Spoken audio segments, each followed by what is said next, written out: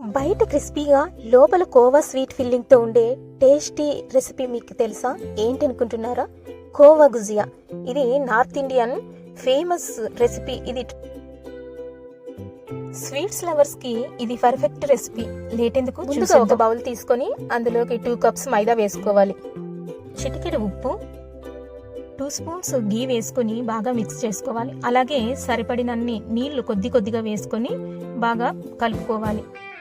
పిండిని మెత్తగా కలుపుకొని పక్కన పెట్టేసుకోవాలి. ఇది తర్వాత మనము ఫిల్లింగ్ కోసము ఇక్కడ నేను కోవా 1 కప్ తీసుకున్నాను, షుగర్ పౌడరు, సన్నగా కట్ చేసుకున్న డ్రై ఫ్రూట్స్, ఎండు కొబ్బరి తురుము, అలాగే సూజీ రవ్వ ఇవన్నీ వేసుకొని ఒక ప్యాన్ తీసుకొని 2 స్పూన్లు గీ వేసుకోవాలి. వేసుకొని మనము కరిగిన తర్వాత సూజీ రవ్వ యాడ్ చేసుకోవాలి. స్టవ్ లో ఫ్లేమ్లో పెట్టుకొని బాగా వేయించుకోవాలి. గోల్డెన్ కలర్ వచ్చేంత వరకు వేయించుకొని తర్వాత ఇక్కడ నేను ఎండు కొబ్బరి వేసుకుంటున్నాను. ఇది కూడా కొద్దిగా మాత్రమే వేయించుకుంటే సరిపోతుంది, ఎక్కువ వేయించుకొని అవసరం లేదు. అలాగే డ్రై ఫ్రూట్స్ కూడా వేసుకుంటా ఉన్నాను, ఇవి కూడా ఫ్రై చేసుకోవాలి. అలాగే నేను ఇక్కడ ఎక్స్ట్రాగా కిస్మిస్ కూడా వేసుకుంటున్నానండి, అది మీ చాయిస్, మీరు వేసుకోవాలనుకుంటే వేసుకోవచ్చు. ఇదంతా ఫ్రై చేసుకోవాలి. అలాగే చివరిగా కోవామన్ని ఇంట్లో చేసుకున్న కోవాని వేసుకొని బాగా కలుపుకోవాలండి. ఇలాగ చూపిస్తున్నాను కదా, అలా కలుపుకోవాలి. స్లో ఫ్లేమ్లో వేయిస్తున్నప్పుడు ఇదంతా మెల్ట్ అవుతుంది కొద్దిగా. అలాగే మనము వేయించుకొని పక్కన పెట్టేసుకోవాలి. చల్లారిన తర్వాత నేను ఇక్కడ 1 కప్పు షుగర్ పౌడర్ వేసుకుంటున్నాను. ఇదంతా కూడా బాగా మిక్స్ చేసుకోవాలన్నమాట. ఎక్కడ మనకి లంప్స్ లేకుండా బాగా మిక్స్ చేసుకుంటే మనము ఫిల్లింగ్ చేసేటప్పుడు మనకి ఈజీగా ఉంటుంది.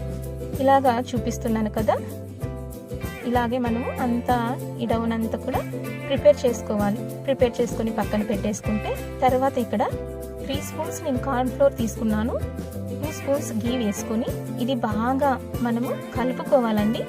లైక్ పేస్ట్ లాగా మనము ప్రిపేర్ చేసుకోవాలి. పేస్ట్ లాగా చేసుకుంటే మనము అది పట్టించట ఇలాగ చూస్తున్నారు కదా, ఇలాగ పేస్ట్గా అవ్వాలి. ముందుగా మనం కలుపుకొని పక్కన పెట్టుకున్న పిండిని తీసుకొని ఇక్కడ చూపిస్తున్న విధంగా మనము రౌండ్ బాల్స్గా చేసుకోవాలి.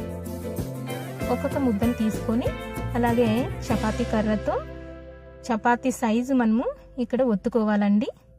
ఇక్కడ చూపిస్తున్నాను కదా, ఇలా ఒత్తుకొని ఇంత మందం మనకి ఉండాలి. ఇది తర్వాత మనం ప్రిపేర్ చేసుకున్న పేస్ట్ ఇదంతా కూడా బాగా చపాతీకి పట్టించాలి.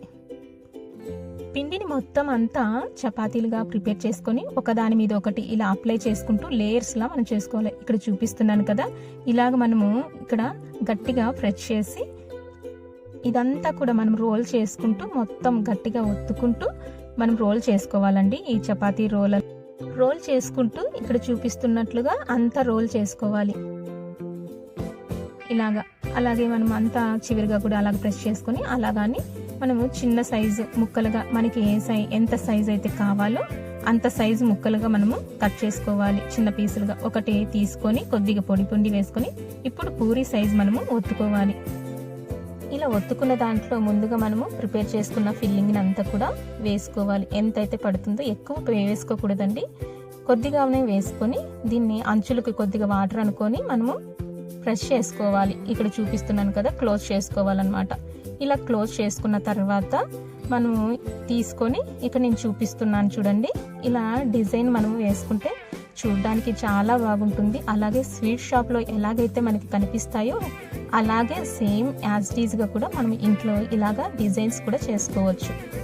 ఇలా మనం డిజైన్ చేసుకోవడం ద్వారా చూడడానికి బాగా ఉంటుంది, తినడానికి కూడా ఇష్టపడతారు. చూసారు కదా, ఇలాగా మెల్లిగా మనము ప్రెస్ చేసుకోవాలి. ఇలా అన్ని నేను ఇక్కడ ప్రిపేర్ చేసుకున్నానండి.